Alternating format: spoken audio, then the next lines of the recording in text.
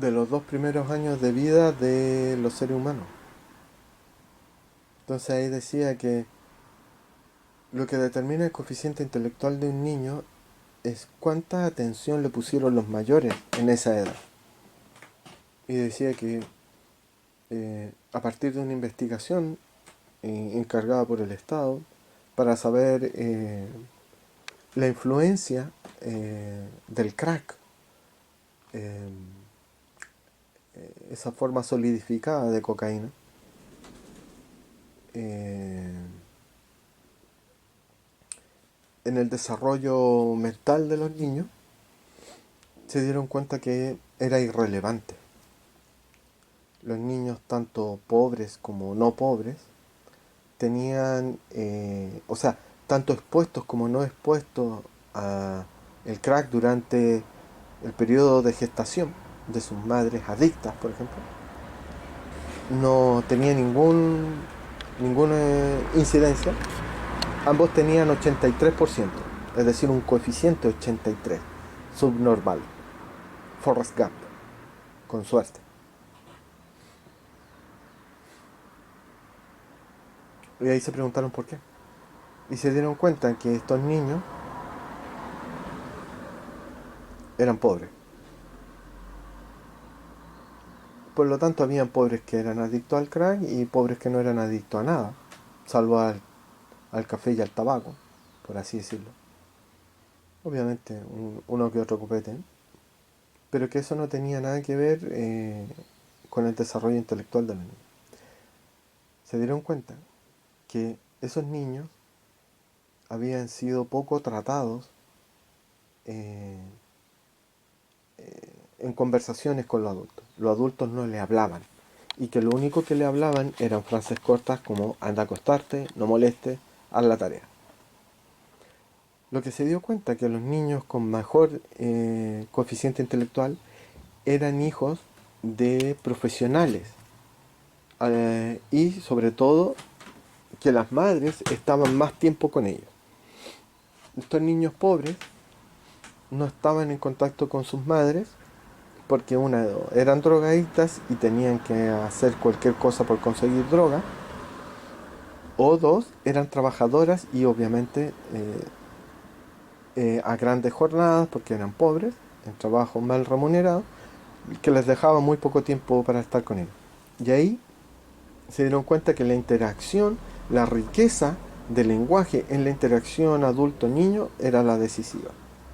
Porque decía un adulto normal, o sea, digamos normal, entre comillas,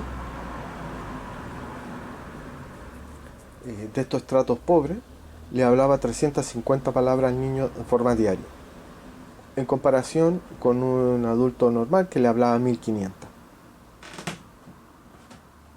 La diferencia es astronómica. Entonces decía que al final de un año, o sea, de 2 años, eran 30 millones. O sea, de un periodo de tiempo, no me acuerdo, parece que eran 4. Entonces, en cambio al otro le daban mucho menos. Entonces, ¿qué es lo que pasa? La, la, en el periodo más crítico de formación del cerebro humano, es decir, cuando todavía sigue produciendo una gran cantidad de neuronas diarias y sobre todo, que es lo más importante, estas se empiezan a interconectar para formar la sinapsis, la estimulación del cerebro en la creación o no creación de sinapsis lo determina físicamente, estructuralmente. Como todos sabemos por epistemología, la función crea el órgano, el proceso crea la estructura y no la estructura al proceso. La estructura es el subproducto resultante de un proceso. El agua fluye y de tanto fluir por el mismo lugar cava una zanja y a esa zanja le llamamos río. Pero una vez cavada la zanja, La zanja encarcela el fluir del agua y ya no lo deja fluir libremente por cualquier parte. Está obligado a fluir por el mismo cauce. Póngase esa imagen en relación con la convención versus la asamblea. La asamblea es el libre cauce de la sociedad vista como un río, en la cual no nos bañamos 2 veces, de acuerdo al maestro Heráclito, pero que cava una zanja, y esa zanja termina enterrándola. Dicho sea de paso, esa idea del río cavando su propia muerte, la leí en el viejo Pepe. Viejo Pepe. Pensar que era la lectura de cabecera de Elwin. Sentí un asco. En fin, sigamos. Entonces, el niño que recibe pocas palabras genera pocas neuronas, o mejor dicho, las neuronas que se genera, que son las mismas estructuralmente hablando, que las de un niño que tiene mejor coeficiente intelectual, digamos 100, funcionan menos, realizan menos sinapsis, porque son mucho menos estimuladas. Y la estimulación del lenguaje es una de las estimulaciones más complejas que hay, porque relaciona múltiples datos de múltiples entornos, de múltiples tipos, porque está la expresión facial, corporal, está todo el lenguaje no verbal, están los tonos, los volúmenes, las notas, la melodía o no melodía de la voz. Y después se va entrando en el aspecto semántico. Por lo tanto, como ustedes ven, son diferentes capas de información que tienen que irse procesando simultáneamente. Todos los que saben un poco de computación saben la diferencia funcional de un CPU y un GPU. Bueno, aquí el cerebro es CPU y GPU al mismo tiempo. De ahí que ninguna computadora puede imitarlo. Hasta la aparición de la computación cuántica, pero ese es otro tema. Dejémoslo para otro. Entonces ese cerebro subdesarrollado, nótese, subrayo esa palabra, subdesarrollado, ¿qué mundo es capaz de concebir? Con un 83% de 6. Un mundo limitado, un mundo de metro cuadrado. Incapaz de ver el horizonte y obviamente incapaz de ver el horizonte de sucesos de un agujero negro.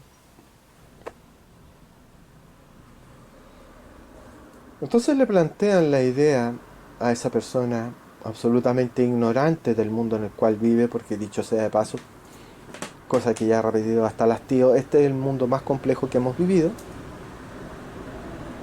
Mundo no es planeta, mundo es lo que hace el ser humano con el planeta. Es como lo concibe y como lo recrea, como lo rehace. Y en el proceso lo destruye. Porque para hacer algo nuevo, evidentemente debemos destruir lo viejo. Y ahí el tema.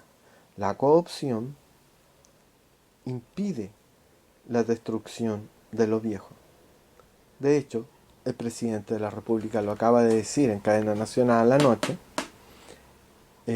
O sea, después del fraude, después de que 5,8 millones de personas se tragaron la rueda de carreta más grande que he visto en la historia y cayeron en la trampa, dijo, debemos respetar la herencia del pasado. Y con eso ya cagaron. Porque precisamente, ¿qué fue el 18 de octubre? Sino el irrespeto al pasado, al irrespetar los símbolos del pasado. No por nada la plaza de la victoria más grande y contundente que ha tenido Chile en toda su historia, que es la Guerra del Pacífico. Su general en jefe, Baquedano, al cual mi tatarabuelo, dicho sea de paso, grande tatarabuelo, muy orgulloso de descender de ti, le dijo: usted es un imbécil. Sí. Cuando Baquedano moviliza a las tropas chilenas para tomar Tacna, no se le ocurre mejor idea que atacar las defensas de la ciudad por su lado más fortificado. Mi tatarabuelo, un periodista formado desde la nada, dicho sea de paso, le dice: pero ¿por qué no rodea la ciudad y la ataca por la parte que está más débil? No, quiero atacarla por la parte donde están más fuertes y así mueren más chilenos. E hizo una tremenda carnicería de la cual nadie habla. Lo mismo, de otra manera, ya había pasado en el Morro de Arica. ¿Por qué tomarlo por asalto cuando se podía haber asediado? Esa es la pregunta. Simplemente se le pudo haber cortado los suministros de alimentos y habrían tenido que rendirse por hambre. Pero no, no, el chileno es corajudo. Hay que tomarlo por asalto, no importa cuántos hueones mueran en el camino. No sé, como que hay un leitmotiv en ese aspecto. Lo mismo pasó ahora. No, vamos a la plaza. Vamos a tomarnos la plaza, y no importa cuántos hueones mueran. Por lo tanto, Chile se ha refundado, está en vías de refundación, cuando sus patrones conductuales siguen siendo los mismos de siempre. Es decir, comportarse de la manera más estúpida posible, dejándose engañar, cayendo en las trampas. Porque me digan: oh no, pero es que, pucha, no lo sabíamos, no teníamos cómo saberlo. Nadie lo vio venir. Oigan, hace 30 años, exactamente 30 años, 1988, 1989, hubo dos plebiscitos. ¿Qué se consiguieron con esos plebiscitos? ¿Qué se consiguió? Nada. Unas reformas a la Constitución y que simplemente el general saliera de la moneda. Pero nada más. Es decir, cambios cosméticos, meramente superficiales, que dejaron los lineamientos fundamentales del sistema absolutamente intactos. Ahora, al dejar intacto algo, según la ley de la biología de Maturana, googleen por ahí, tú los estás sacralizando. Porque lo propio de lo sagrado es ser intocable. ¿O no? No por nada un empresario sutil dijo: los ahorros previsionales son sagrados. Estaba utilizando la palabra en su acepción original, intocable. Por eso que decimos que la virginidad de una niña es intocable. A pesar de que en este preciso momento deben estar violando a una niña en algún hogar cename y esa violación debe estar siendo filmada y exportada al extranjero como un film snuff altamente rentable. Dicho sea de paso. Por lo tanto, hay algunas cosas sagradas, evidentemente, y otras cosas que son profanas. Das Heilige und das Profane, decía Mircea Eliade en 1957, el título de su libro más famoso. De lo sagrado y de lo profano. Lo sagrado es aquello intocable, aquello que guía y determina tu vida, y lo profano es lo que simplemente te puedes cagar. Para determinar cómo es una sociedad debemos determinar precisamente qué es lo sagrado y qué es lo profano. Bueno, ya ha quedado claro. Lo sagrado es el dinero y lo profano es la virginidad de las niñas y los niños cename, que pueden morir tranquilamente, y han muerto más niños cename durante los 30 años de democracia que detenidos desaparecidos durante los 17 años de dictadura. Hagan la suma y la resta Compruébenlo. ¿Por qué? Y esta voy a tirarlo por la conclusión final de esta perorata que ya me he excedido del tiempo. La democracia y la dictadura son lo mismo. Exactamente lo mismo y me cago en las dos weas. Las meo, las escupo y las cago. ¿Por qué? Porque democracia y dictadura son el cara y sello del sistema patriarcal.